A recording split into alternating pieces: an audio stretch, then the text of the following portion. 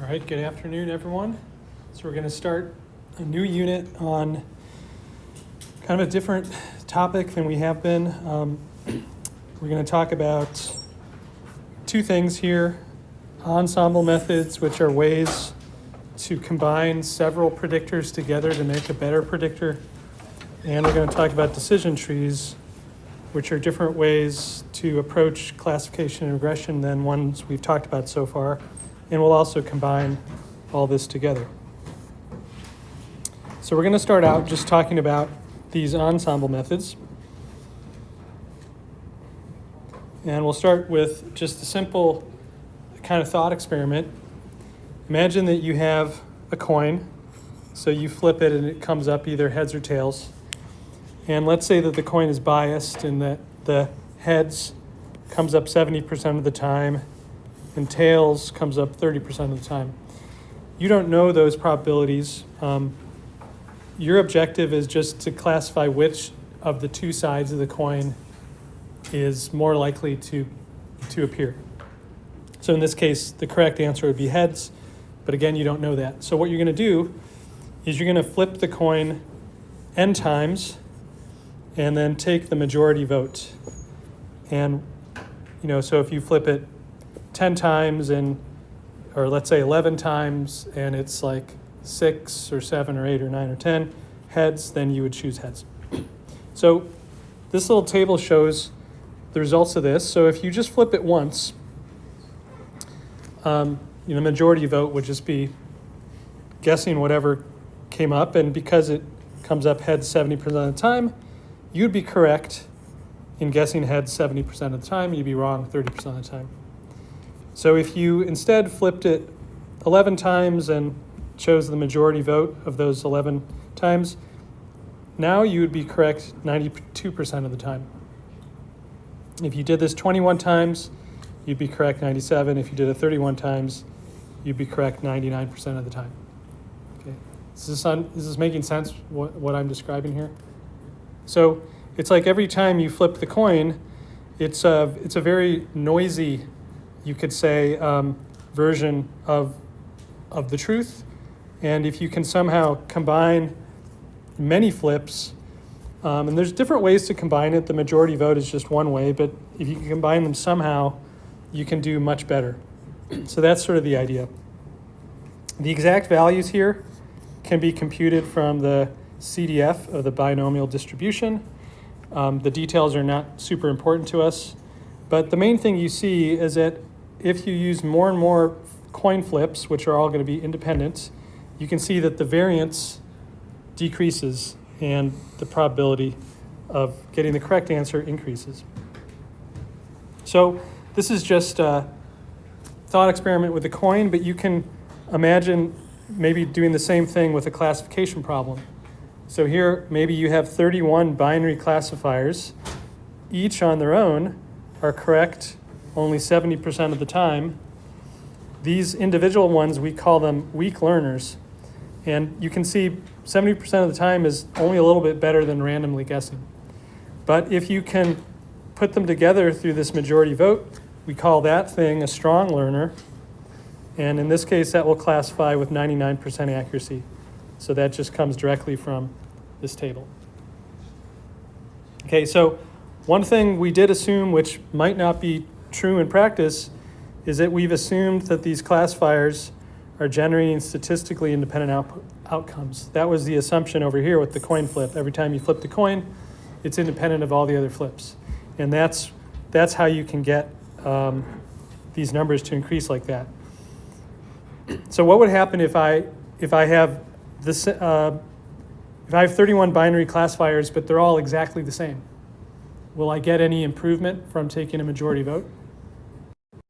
No, right? So as you can see, that would be the case where the classifiers are as dependent as possible. You get nothing when they're all the same. So it's really this independence that we're exploiting to do better. And this idea of combining these weaker classifiers to become a stronger one, we call that ensembling. We're putting together this collection of classifiers and making it better. Okay, so an ensemble we can think of as a collection of these base classifiers. So here's a couple procedures we could use. The one on the previous page is what's known as the hard voting classifier. So each classifier gives you, in this case, the binary outcome, and then you just take a majority vote of those binary outcomes, and whatever that is your overall classification. Now, you don't have to do it that way. If those classifiers give you soft outputs, like scores or probabilities, you could average those and then make a decision based on the final average soft output. Usually that works a little bit better than these vote of the hard decisions. And both of these are implemented in scikit-learn under voting classifier. So you just have to give it the base classifiers and then it combines them this way. Okay, so again, we said that the voting classifier will be better than the base classifiers if the base classifiers are sufficiently diverse, meaning they're going to be giving you sufficiently independent outcomes.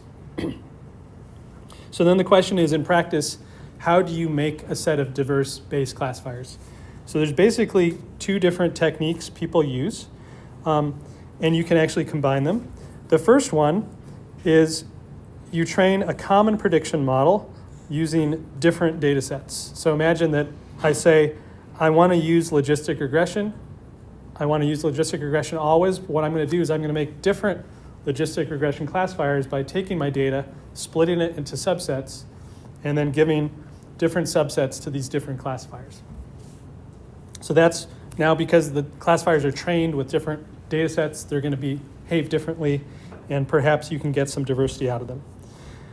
Another approach that's sort of the opposite is you train different prediction models using a common data set. So in this case, all the models get the same data, but the models are structurally different, and that is how you get them to behave differently. So for example, maybe you train a logistic regression network, you train an SVM, you train a neural net. You each train them with the full data set, and then you say, well, maybe I can get them to work, the three of them I can get to work better than any of the individual ones using a hard or soft voting classifier. Now there's other ways to create diversity in the prediction models. A common one is to use random subsets of features.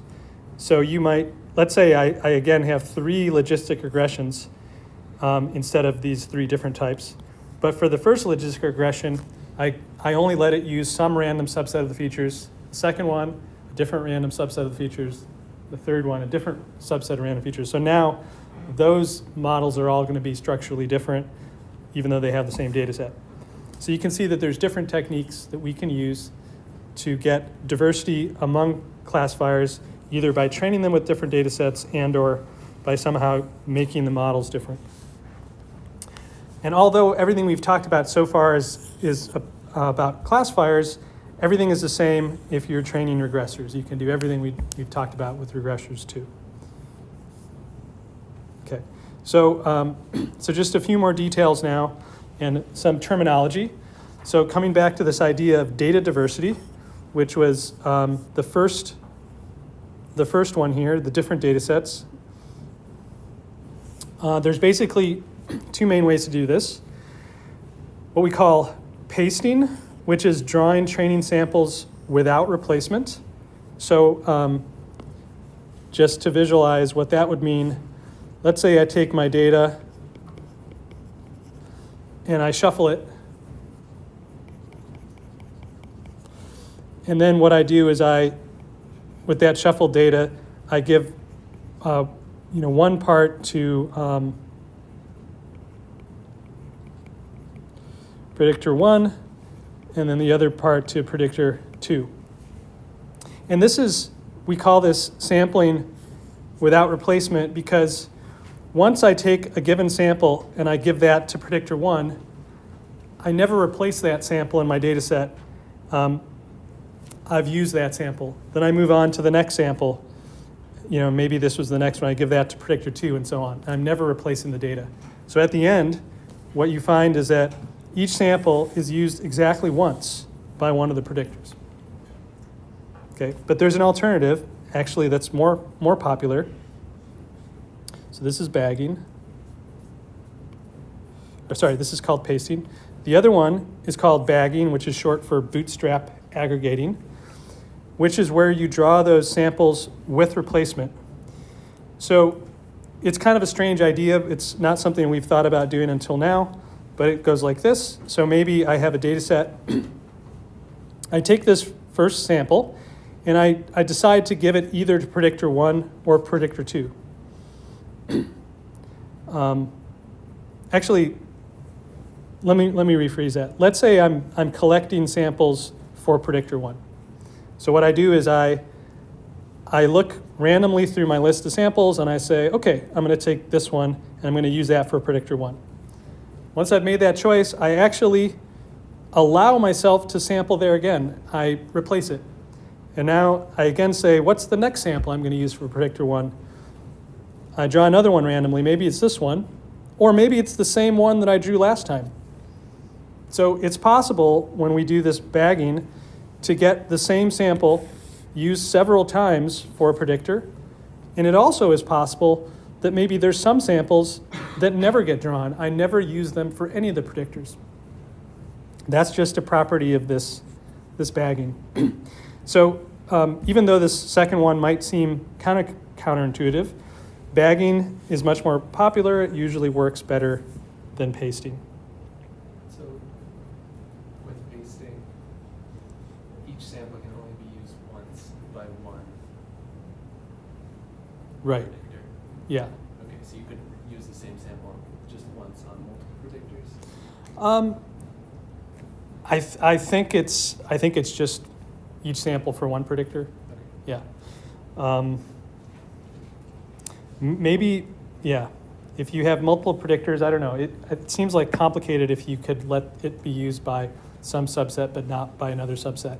I think it's just the idea that you go through your samples, and every one you kind of randomly choose which predictor you want to give it to. Next one, which predictor, and so on.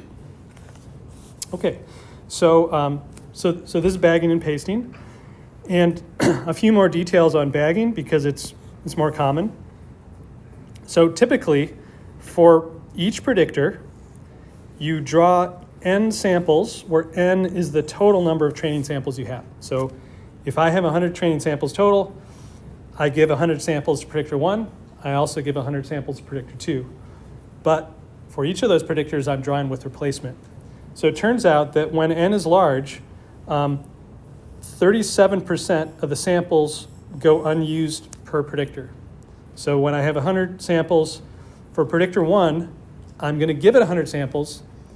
Roughly 30% of those are actually duplicates of other samples I've already given it.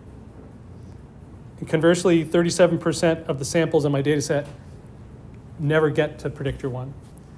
Then for predictor 2, it's the same. I also give it 100 samples. 37%, roughly speaking, are going to be duplicates. 7% of my data is unused. The particular duplicates that predictor 2 gets are different than the ones predictor 1 gets. But this is how it works. Now, we can actually use what are called the out-of-bag samples, which are the unused ones. We can use them for cross-validation. So for predictor 1, I'm going to use 37%. The ones that I didn't get to use for training, I can use them for cross-validation. So it's kind of convenient. They're not completely going to waste. Okay, so these are implemented in scikit-learn bagging classifier, scikit-learn bagging regressor, and the bootstrap variable controls whether you're doing bagging or pasting. And if you want to report the out-of-bag cross-validation, you set OOB score equal true. So they can do all the stuff for you. Okay, any questions? All right. Okay, so we talked about another way to add diversity was structural, different prediction models, and we said one way to get the models to behave differently is to force them to use different subsets of features. So that's what we're going to talk about in this slide. Random subsets of features. And so this makes sense when you have a lot of features, in other words, high dimensional feature vectors, and when you have some redundancy among your features. If you just have a few features, this is not going to work too well because, yeah. But when you have lots and lots of features, probably the information you're looking for is spread throughout many of them, and you can afford to not use many of them and so on. So now, mainly what you do is you look at random subset of features, and now the question is, okay, we can use this sampling with or without replacement again. You know, if I have two predictors, do I give one predictor half the features, the other predictor half the features? Or that would be with replacement. Or I could bootstrap. I could, randomly draw from my features, give those to predictor 1, then randomly draw from my features with replacement, give those to predictor 2. So we can do this bootstrap sampling when we choose random subsets of features for each predictor. And now some terminology. If you use both random data, and this I would refer to the indices of your training set, and random features, they call that random patches. And if you use random features but the full data, that's called random subspaces. So anyway, this is all implemented in scikit-learn's bagging classifier, bagging regressor, and if you just set the max features less than D, which is the total number of features, that's how you turn on the feature randomization, and choosing bootstrap features equals true. That's how you do this bootstrapping sampling without replacement. So you have all these different options. So that's just kind of a high-level overview of how, in general, you can combine different methods together, get diversity among your methods, train your methods diversely. We're now going to switch gears and talk about decision trees, which are just a different way of doing either classification or regression. And then we'll combine ensemble methods with decision trees in one way to get random forests. And then next lecture, we'll talk about other ways to combine decision trees and these ensemble methods in what are called boosting models. And both of these kinds of models are very much used today. They're very nice methods. Maybe not for things like images or videos and stuff, but if you have you could say like unstructured data sets, these methods work really well. They'll work really well for the final project. They're nice methods, and they're just completely different from anything we've seen until now. Okay, so let's start with the basics then, and talk about what are these decision trees? Okay, so when we talk about decision trees, we can actually talk about regression and classification together. We don't have to treat them very separately. So we're just going to say that we have data, supervised data, as we always do. We have feature vectors xi that are d-dimensional, and we have some labels yi. The labels, we're going to think of them as real numbers. They could be categorical, or they could be ordinal. At the moment, it doesn't matter. And the idea now is we're going to think about our feature domain, which is RD, and we're going to partition it into L different regions, and we'll call those regions R sub L. So here's an illustration where we have two-dimensional features. So our features just have two real numbers. And so this is our feature space, and as you can see, we are chopping it up into these different regions, R1, R2, R3, and so on. So in total, we have, in this example, 5 regions, so L equals 5. And the main idea is whenever a test vector x is in region L, we just output a particular score, z sub L. That's how they work. So in terms of training them, we have to figure out what our regions are or what our scores are. But in terms of how they work, once you just determine what your regions and scores are, it's kind of like a lookup table. So here is another illustration in this case where you have x1 and x2. So when you get this test vector x, this is going to tell you where you are on the plane. So maybe you're in this region, and you can see here you're just going to output. This is your score z. You're just going to output whatever height is given there. Or if you're in this region, you'd be outputting this. Or if you're in this region, you'd be outputting this value, and so on. So it's really just a matter of figuring out, number one, how do you make these regions? And number two, how do you make these output values? So for the output, let's say that we have somehow made the regions. So there's a couple things we can immediately think of as ways to make the scores. So if we're doing regression, what you could do is you could look at your training data. You could look at all the training samples that fall into this region, and then just look at all the corresponding labels of those training samples and just take their mean. So then you're basically just outputting the mean label of all the samples that fall into this region. Or here you're going to output the mean label of all the samples that fall into that region. Okay, so is that making sense? How you set those? Okay. And if we're doing classification, we have ordinal labels. It doesn't make sense to take the mean. It's not even really defined. But instead, we could look at the sample mode, which is the most common value of all the training samples, of the labels of all the training samples that fall into that region. So let's say we have binary data 0, 1.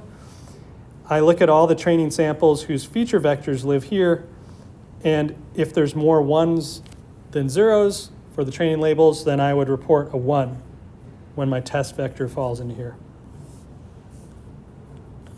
So does that make sense? So the main question for us is how do we choose these regions? That's sort of the harder question. So we'll talk about that in just a moment.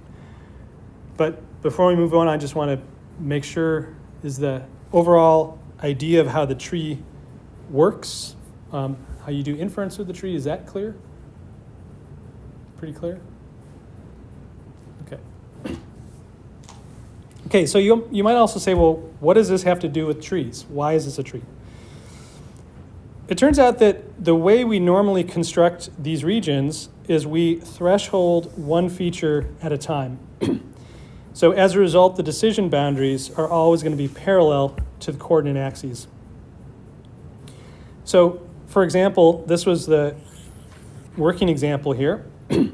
So you could imagine a way of, if you get a new sample X, you could imagine using a decision tree to figure out which region it falls into of the 5. So for example, you look at the first index of your test feature vector, and you ask the question, is it less than or equal to T1 or not? So basically you're asking, is it to the left of this line or to the right of this line? And if it's to the left of that line, you have another thing to decide. Next, you say, well, is the second element of the feature vector less than or equal to T2, this threshold? And if yes, essentially that means that you're in this region. If no, it means that you're to the left of here, but above there, so you must be in that region. Okay, and then here you can see, like, if it's greater, if x1 is greater than t1, that means you must be to the right of here. So the next question you could ask, well, is it less than t3? And if the answer is yes, then you're in this region. If the answer is no, then you have one more decision to make, which is it greater than T4? Actually, we're over here. And if yes, then it's in that region. And if not, it's in this last region. Okay, so this is using this sort of logic to carve up the space into regions. It gives us a really efficient way to make decisions where it becomes, it becomes quite quick. You just have to traverse this tree to figure out which of these you're going to be in. And generally speaking, the number of levels in your tree is going to be log base 2 of your data set size. You can understand that as possible, explain that by the fact that imagine that every time you go through one of these decisions, your training data splits in half. So it's like when you train your tree, let's say you put roughly half the data over here, half the data over here. So when you go through the first one, now you have half the number of training samples. And now when you do another split, you have a quarter of the number of data samples and so on. Well, after log base 2 of n layers here, you get to the point where you only have one sample left and you can't split anymore and you can't grow your tree anymore. So basically, the number of levels in the decision here, the number of branches in the tree is roughly log base 2 of your training set size. So there can't be that many levels in the tree just because log base 2 of a number gets really small. Okay, so that's the idea behind why we call these things trees and why we have these kinds of regions here. There are certainly other ways to do it, but this is just a very fast, very efficient way to do it, and so this is how it tends to be done in practice. So in terms of terminology of trees, the root of the tree is the top of the tree. That's like the entire domain of X, which in our case here is RD. And these the regions are the very end points of the tree. Those are called the leaves of the tree. So we start from the root and make our way to the leaves, and once we're at the leaves, we're in our different regions. Okay. All right, any questions on the tree idea? All right, so so the question now is, okay, how do we train them? How do we train them? So they're typically trained in what's called a top-down manner, which is you start with your entire data set. Here's all your feature vectors. Sorry. All your feature vectors, all your training labels. And let's define this index set S as having the indices of all the different training samples. So if I have n training samples, I start out with S going from 1 to n. And what I'm going to do is I'm going to recursively split S into two subsets. We'll call the first split S1 and S2. And essentially, we want to find a split so that the labels after splitting are most homogeneous or most similar within each subset. So we want to find a split where the labels that ended up in S1 are similar to each other and the labels that ended up in S2 are similar to each other. Okay, so what we do is, again, because when we do this splitting, we have to essentially look at one feature at a time, in this case either X1 or X2, and we have to threshold that feature at a particular value. Okay, so, and at least that's what the case if we have an ordinal feature. So I have to basically think about which feature I want to split, and once I decide the feature J, I have to decide what is the threshold. So in this case, S1 will be the set of all sample indices I such that the jth index of the xi vector is less than or equal to t. That's what makes S1. And S2 is where xij is greater than t. So that's if you chose this feature and this threshold. And essentially, to find the best split, you have to jointly search over all the different features as well as all the possible thresholds. So that is the work you have to do to train this tree. So in the most extreme case, maybe you just go through feature 1, consider all possible splits. Feature 2, consider all possible splits. And when you do this, you you have to quantify the homogeneity that you get after the split. So we're going to talk about the details, but you have to say how similar are the labels in S1, how similar are the labels in S2. You move on to the next threshold and so on. Even though the threshold here is a real number, when you have a finite data set, n samples, there's really only n minus 1 different thresholds that matter, right? You're just looking at what happens between your samples. So it might sound like there's an uncountably infinite number of choices for t, but really there's only n minus 1 choices for the threshold t, and then there's d choices for the feature j. So it's a finite problem. You can search through them all if that's what you want to do. Okay, so this is roughly speaking how we do it for ordinal features. But it turns out trees can work quite well with categorical features as well. So imagine that my jth feature is either A, B, C, or D. So now when I do a split, I'm not going to be thresholding, a real number. I'm going to be choosing which of the categories I put in S1 and which categories I put in S2. So here, if you think, well, I have 4 categories total, the number of different subsets that I can create with let's say k categories is 2 to the power k. So again, you have a finite number of ways you can split that feature. You can just look through them exhaustively if you want to find the very best one, and then choose that best one. So that's essentially how we do this. Now, there's a lot of tricks that people use to speed this up. Maybe going through every feature might be a lot of work. So instead, you might say, well, I'm just going to choose a random subset of features, and that's going to reduce the training burden significantly. And as we talked about before, that's also a way to train an ensemble of, in this case, different trees so that they work differently.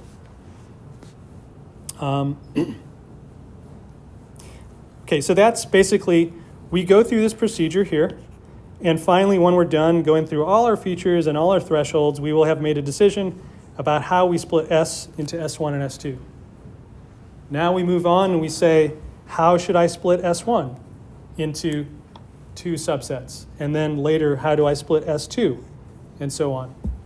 And we will keep doing this, keep splitting, until we get to the point where one thing that can happen is maybe the labels are perfectly homogeneous within a subset. In other words, like all the labels are the same. That could definitely happen in the classification case where there's only 2 kinds of labels. Or you might say, keep splitting until the subsets have a certain minimum number of samples, maybe 10 samples. I never want to go less than 10 samples. So that would be another way to stop splitting. Or you could say, I want a tree with at most 5 layers, depth 5. That would be another way of stopping early. So these are all different options you have when training these trees. Okay, so questions on anything so far? Okay, let's do a quick example. So here I have a data set that has 6 samples. I have 2 features. The first feature is ordinal, age. Second feature is categorical, car type. And this is a classification problem where this is my label. And the problem has to do with insurance. I have an applicant for car insurance. I know their age, I know what kind of car they're driving, and I want to categorize them as a high-risk driver or a low-risk driver.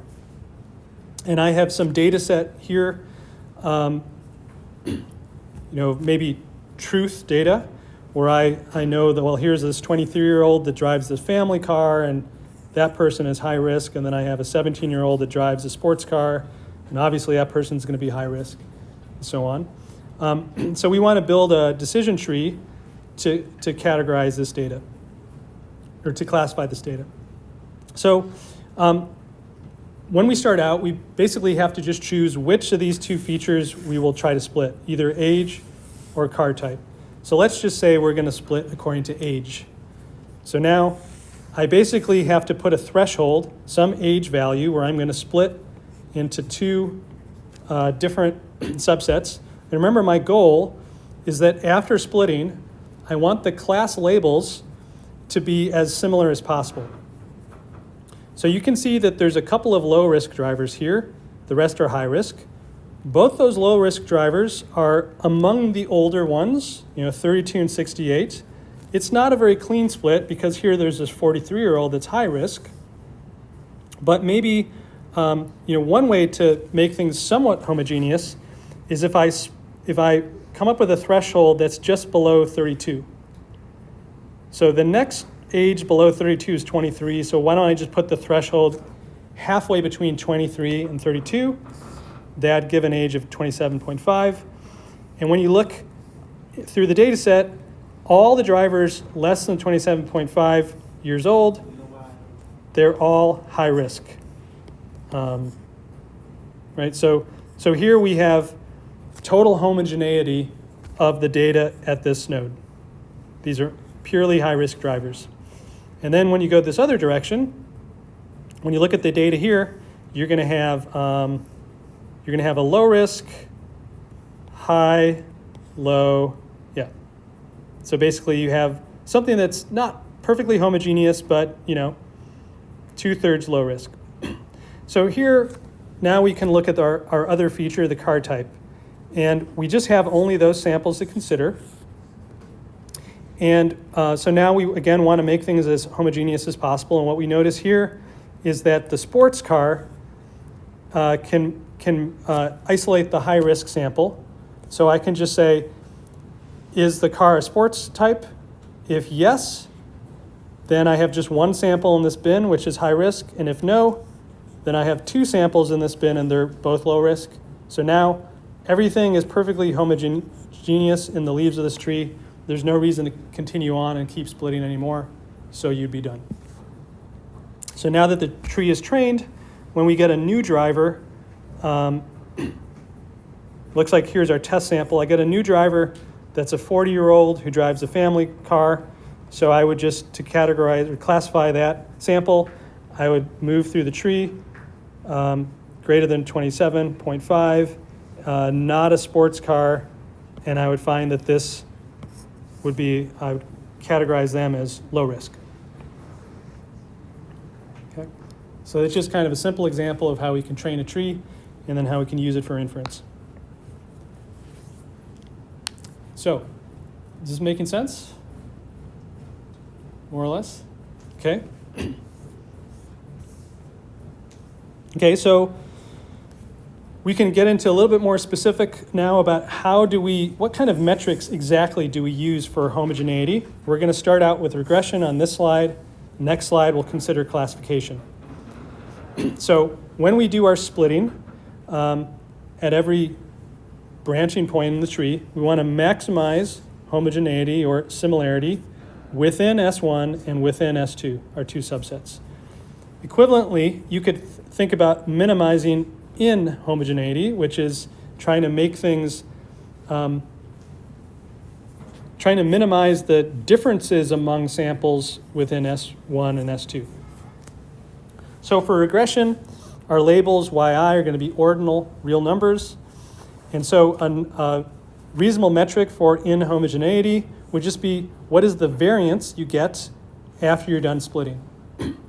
So when you think about subset SL, where L is either going to be 1 or 2, well, the first thing you can compute is the target mean within the subset SL. So that here you're going to get mu L, where L is 1 or 2. Now that you know the means, you can compute the sample variances within each of those two subsets, and you'll get V1 and V2. And so now we actually have two different variances, and you could say, I want things to be as homogeneous on average between my two subsets. Well, one subset could be a different size than the other. So we're going to weight them according to their sizes. And then so these weights are going to be applied to the two variances. And that will give us the overall variance of the split. So again, we're going to do this. We're going to go through and consider every feature and every threshold between our samples. and compute the variance. And then once we look through all these possibilities, the one that gives us the smallest average variance is the one we will choose for the split. And then we will have finally split our data into S1 and S2, and we will move on to further split S1, and then later we'll split S2. Okay, so this is one natural metric for inhomogeneity in regression problems, just the variance after splitting. But there's other things you could do too. Instead of variance, you could look for absolute error, which is the average difference between absolute difference between y and its mean, where you don't have the square here. And the reason you might want to do that is that this is going to be much more robust to outliers than if you have the squares here. Because when there's an outlier, a value, a sample for which this is a large number, and you square it, it becomes really large, and that can really throw off your whole tree. So if you use this instead, it's going to be more robust to outliers. And these are just two of the possibilities. When we talk about XGBoost, which is a very famous high-performance algorithm, we're going to talk about a more sophisticated metric than these for regression. But we'll see that not today, but on Wednesday. Okay, so do these make sense as inhomogeneity metrics? We have variance and absolute error. Okay, all right, any questions in here? Okay, so what about classification? So in classification, we'll take the case where we have k different classes. So our labels, we'll just assign them the integers 1 through capital K. And we have to think now in terms of PMFs. So for subset SL, where L is either 1 or 2, we're going to have for each one a PMF, which is just going to be a vector of probabilities across our different possibilities of what the label can be. So in other words, this is going to be a vector of k different values. We know that the values in the vector have to be non-negative, and they have to sum to 1 to be a valid PMF. Mathematically, we can write them like this with this indicator function, but I think you understand what we mean by this label PMF. And it's empirical because we're computing it just from the data we have. And of course, we're going to have a different one for L equals 1 and L equals 2. So again, our goal is to minimize inhomogeneity within S1 and S2, minimize the differences. And we're going to be using this PMF to quantify homogeneity. So let's just kind of think about some extreme cases. If I have completely homogeneous data, what would the PMF be? Completely homogeneous would mean that all the labels are the same value, right? Within a subset, they're all, let's say, value 1. That would be the most homogeneous you could get in terms of a set of labels. So what is the PMF in such a case? What does it look like?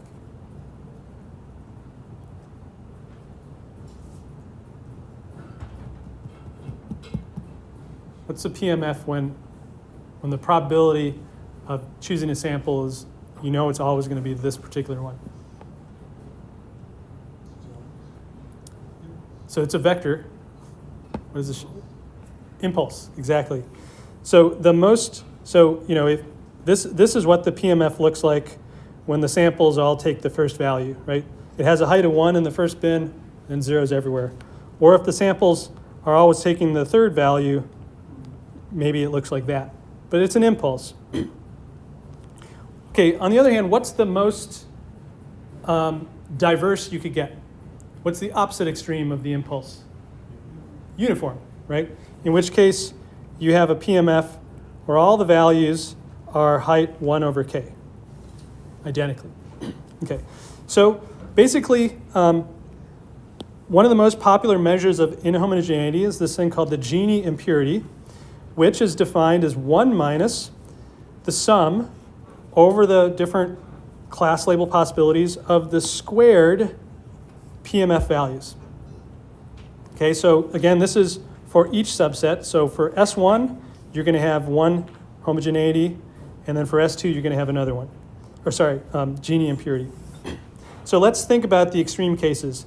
In the case that the data is maximally homogeneous, what is the value of this going to be?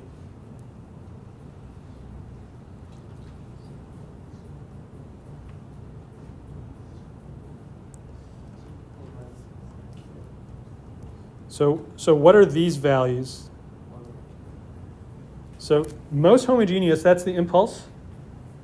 So the values are either 1 or 0, right? When you square them, when you square 1 or square 0, they stay the same. And there's only one of them out of the capital K that takes on the value 1. The rest are all 0. So basically, this always takes on the value 1. 1 minus 1 is 0. Okay, so this is the smallest you can get. This is the smallest Gini impurity, 0, and that corresponds to totally homogeneous, or minimally inhomogeneous. We also talked about the other extreme, where the PMF is 1 over K. What happens to this sum in that case? Yeah, this sum is 1 over K because each of the values is 1 over K squared. But then you sum them up and there's capital K of them. So in total, this is 1 over K. So the largest this can be is 1 minus 1 over K. So those are the bounds for this Gini impurity. And in practice, it's going to be somewhere in between. But this gives you a measure, of how pure, how homogeneous your labels are within that subset. Okay, so this is a popular metric to use for classification. It's not the only one. Other popular ones include entropy, misclassification error, chi-square. We're not really going to get into any of those details, but if you want to read more, this book, Elements of Statistical Learning, gets into some of those details. The main point here is just to give you some examples of how you can measure homogeneity for classification and for regression so that you can imagine how you would actually go through the process of doing these splits. Okay. So now that we kind of see how decision trees work, we see how they're trained, let's step back and talk about some advantages and disadvantages of them. Okay, so talk about advantages. First advantage, they're incredibly general. So we've made no assumptions about our data, right? The data could be ordinal. The features could be ordinal. They could be categorical. The labels could be ordinal. They could be categorical. We don't even need to standardize them because it doesn't really affect us. Like, yes, if you standardize them, then all the values of the thresholds would change, but the thresholding process would be the same, and the final outcome of how the data is classified or predicted, that would all be the same. So it's incredibly general. It's not like when we talked about regression, logistic regression, least squares regression. We needed like different loss functions to handle classification versus regression and so on. Another thing is that the models are very interpretable. They're called white box models because you can see exactly how a tree is going to do its prediction. It's kind of just spelled out for you how it comes up with what it does. This is sort of the opposite of neural networks where there's this black box and you just don't really understand what's happening in the middle, especially as they become deep and so on. Decision trees are very explainable, very understandable. Also, the prediction is fast. Remember how we said there's on the order of log base 2 is the depth of the tree? So when you want to do prediction, you just have to do whatever the depth is, that many decisions to process a new test sample. So very quick. Just a few like simple thresholdings and you're done. Okay, so what are the disadvantages? Well, the training can be expensive, especially if you consider all the features at every split, because you have to go through feature by feature, consider all the different thresholds. And so a common solution is to restrict to a few randomly chosen features at each split. Obviously, if you just have a few to choose, then everything speeds up dramatically. Also, these are famously prone to overfitting. And one way you can understand that is that they're going to be very highly dependent on the training data. It's going to be possible to maybe just change one sample in your training data and have your entire tree change, because maybe that one sample was enough to throw off the first decision, and then everything after that changes. So they're very, kind of brittle to changes in the data. Now, there are ways to sort of counteract that, basically through some forms of regularization. For example, maybe you can enforce a minimum number of subsamples, minimum number of samples per subset, or a max depth in your tree. And as you do these things, the trees change, they become less sensitive to the training data and therefore less prone to overfitting. But still, they're typically, as it's going to be able to perfectly, they will always be able to perfectly classify your training data. As long as your data is unique, as long as there's not two samples have exactly the same features and different labels. But of course, classifying predicting your training data perfectly is very different from predicting your test data perfectly. So anyway, these are kind of the overall advantages and disadvantages to decision trees. And there's a really nice overview of them in scikit-learn if you're looking for another reference. So now that we kind of understand a little bit more about trees and understand about their advantages and disadvantages, we see that, overfitting is one of their big disadvantages. That means they have a very low bias, very high variance. So it turns out that this is a perfect situation to use what's called a random forest, which is nothing more than an ensemble of trees. And the trees are going to be, in many cases, very simplified. So the trees, each of them will use a random subset of data to train each tree. You could do this bagging or pasting, and a random subset of features at each split of every tree. And then finally, once you train all these many trees, and you can use many of them, hundreds of them, then you just average the results, and you get a really good predictor. So here's just a visualization where we have two-dimensional data, and you can see these individual trees. So there's a red samples. This is I believe what's called the 2 moons data set. It's kind of like 2 moons. You can see it's a challenging data set that's not going to work well for linear classification because it's not linearly separable. So when we train this tree, we use some subset of the data, and we use some subset of, probably use a different subset of the features at each split. And you can see it came up with kind of a strange set of decision regions, like here's a very elongated one. And then when you trained it this time, it came up with a different kind of weird set of regions. And we did this 4 times, but then finally when we average them, we get a predictor with a really nice boundary considering our training data. You can see it's, except for that point, it's classifying everything perfectly. So that's really the idea here, is because these guys are low bias and high variance, by simplifying them, you reduce the variance and increase the bias, and then by averaging them,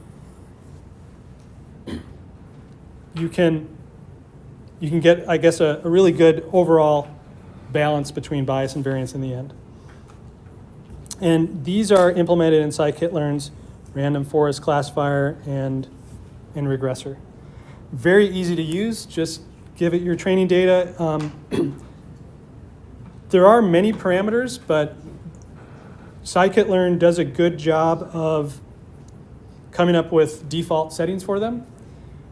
Now, for your final project, if you want to use these, on one hand, it's trivially easy to just run them out of the box and get good performance. If you want to tweak them to get better performance, You're going to have to read up on the different parameters, or similar to stuff we've talked about today, and figure out, maybe read some people's blogs and stuff about how you can tune them to try to eke a little bit of extra performance out of these methods, because you're going to be competing with each other. So everyone's going to start out with a really good baseline, but then the question is, how can you outperform your classmates by, making them a little bit better? So random forests, very nice methods. And then next time, we're going to talk about these sequential methods that, instead of training trees in parallel, essentially we're going to be training them in series. And those are also equally powerful methods. Again, work well out of the box, but have tuning parameters to contend with. So that's it for today. And if you guys have any questions, ask me after class. Otherwise, I'll see you guys on Wednesday.